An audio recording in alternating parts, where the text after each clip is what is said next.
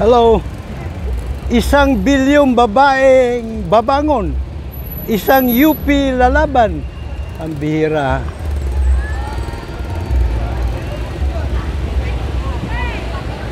Ha? Babangon. Bakit sila babangon? At bakit sila lalaban? Abay.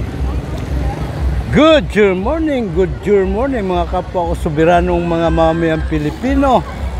Lalo tigit siyempre sa aking mga kaanay sa 99.9% masang itsapwera. Sama ka ba sa hanay ng 99.9% masang itsapwera? Hindi ka kasama doon.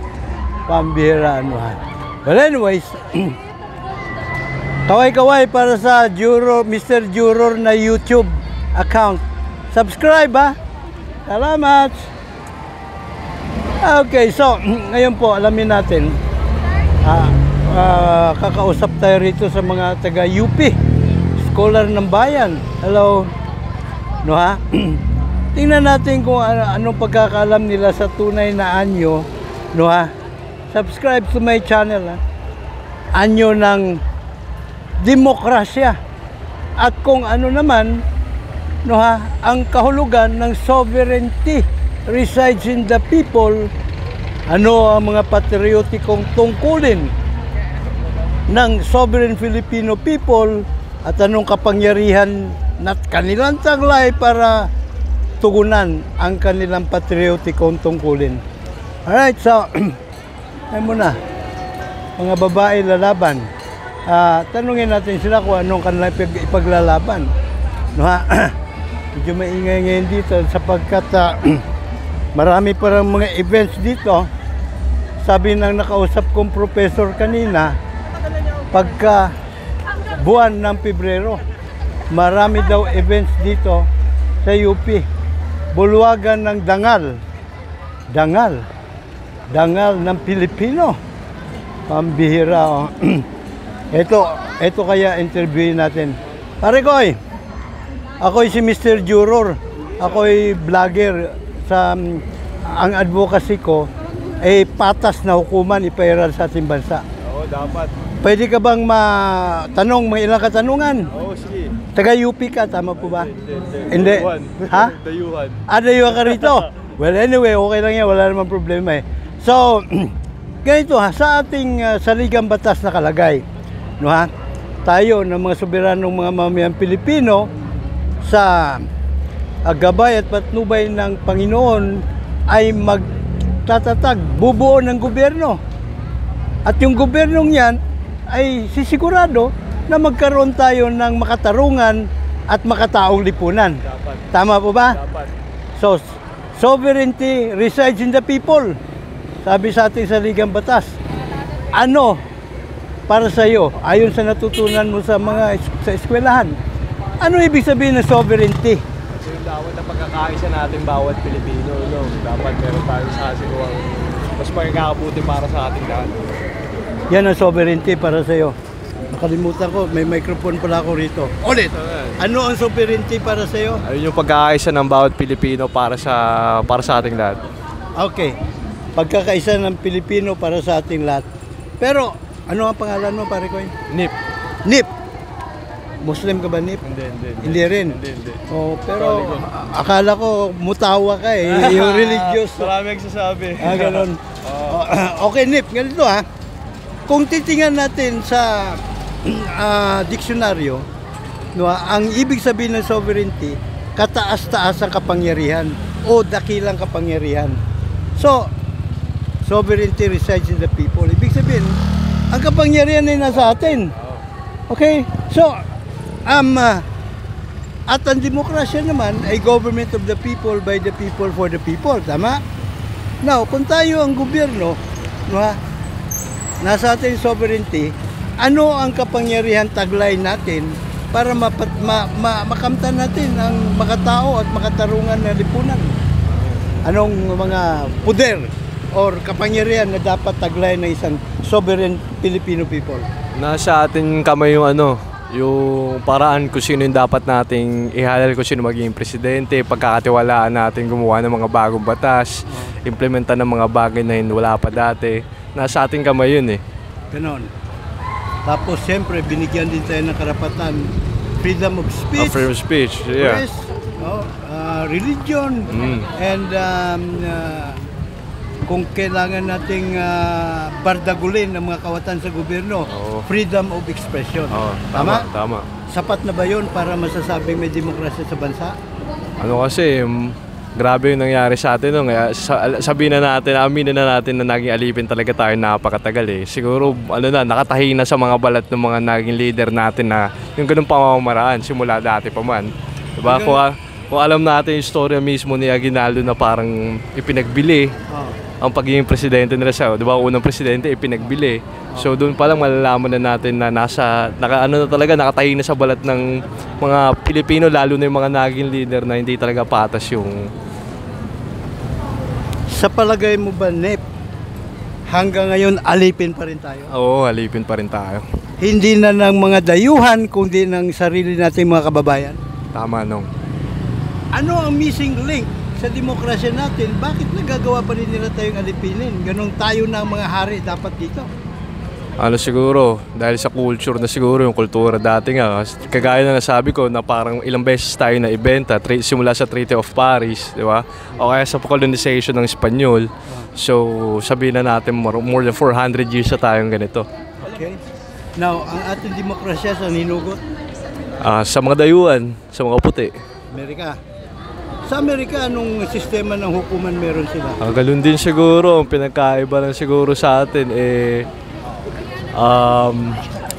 sa madaling salita siguro dahil sa panggagaya nila hindi na nila nakita yung mismong mahal na kultura kung meron tayo bilang Pilipino dahil nakalimutan na nga.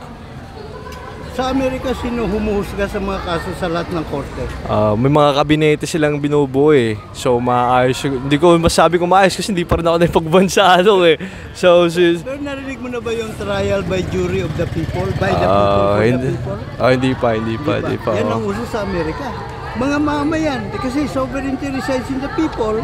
So mga mamayan ng mga hukom doon, mga juror sa lahat ng mga kaso ng korupsyon, land grabbing, at human rights. Dito ba sa atin meron ba doon? Yun ang wala. Yun ang missing link.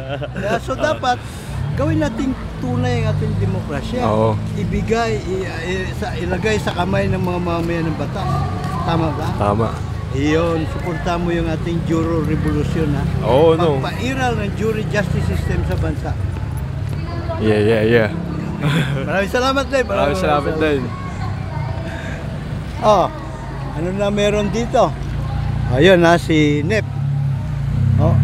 Ang ating nakapanayam, no, at as usual, ito po yung nabanggit din ng professor dati sa UP na naging pasahero ko, no, na ang edukasyon, no, edukasyon sa ating bansa ay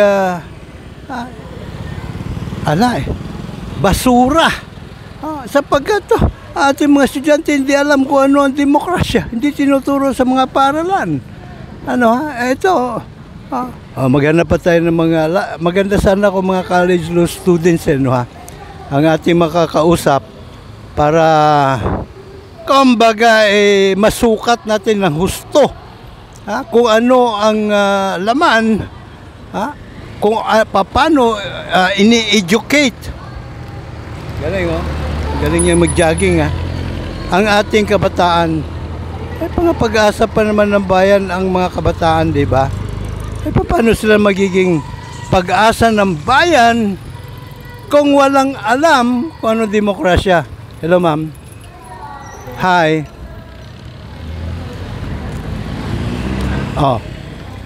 Ba talaga hanap pa tayo ng makakatalamitan rito. Tingnan natin kung sino ang kakasa sa hamon ng interview pat mga bisin tao lakad sila mga estudyante rito diba? So ang kailangan natin makausap yung mga nakaupo, sana yung mga nakaupo Oh. Pambihirang. Dito naman tayo sa kabila maghanap na makahuntahan patungkol sa demokrasya. Okay.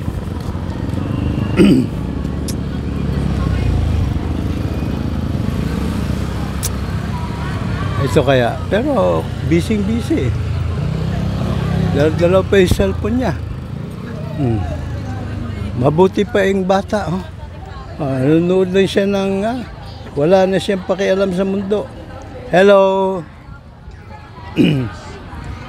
Dito tayo maghanap sa mga nakatambay sa waiting shed. No, ha? Mukhang may pinagkakaguluhan doon. Flowers for sale. Kaya pala nagkakagulo-gulo sila eh. Hong Hipatsoy.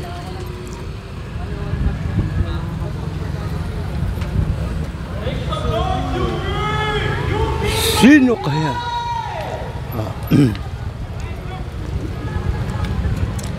Hoy! Kaya pala may programa rito eh. Tungkol saan kaya ang programang ito?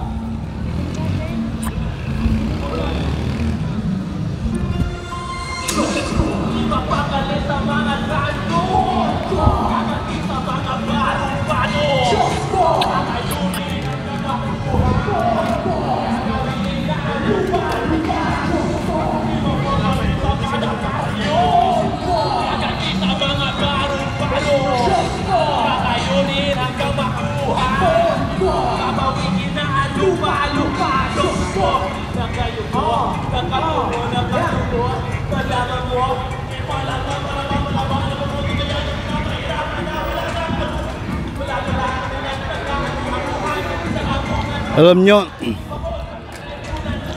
maraming mga taga-UP na may ipinaglalaban.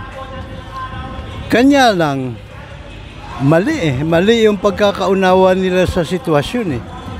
Kaya tuloy, sayang lang yung mga pinaglalaban nila eh. Wala namang naidudulot na kabutihan. Kasi hindi nila tumbok ang problema eh. Diba? Sabi nga, para mo ma-solve ang problema, kailangan matumbok mo kung ano talaga ang problema. Ang karamihan sa mga taga-UP, karamihan higit na nakakarami ba or what? Anyways, hindi alam na ang missing link para maging tunay ang ating demokrasya ay ang karapatan sa trial by jury ng mga mamayan. Yan. Diba ba? At hari nawa ay sa pagitan ng ating mga pagmumulat na ginagawa ay maimulat natin ang sambayan ng Pilipino. Hindi lang ang mga taga-UP, kundi lahat ng kabataan na para sila ay tunay na maging pag-asa ng bayan. Dapat alam nila kung ano ang talagang problema. Dapat alam nila na ang missing link upang ating makamtan ng makatarungan at makataong lipunan ay hukuman trial by jury of the people, by the people, for the people. Right? So, sign off po muna tayo mula rito sa Universidad ng Pilipinas. Ako pa rin po inyo lagi nakahandang maglingkod, Mr. Juror, Dr. Kit Kilatis Lagari, PhD, Public Administration, Honoris Causa.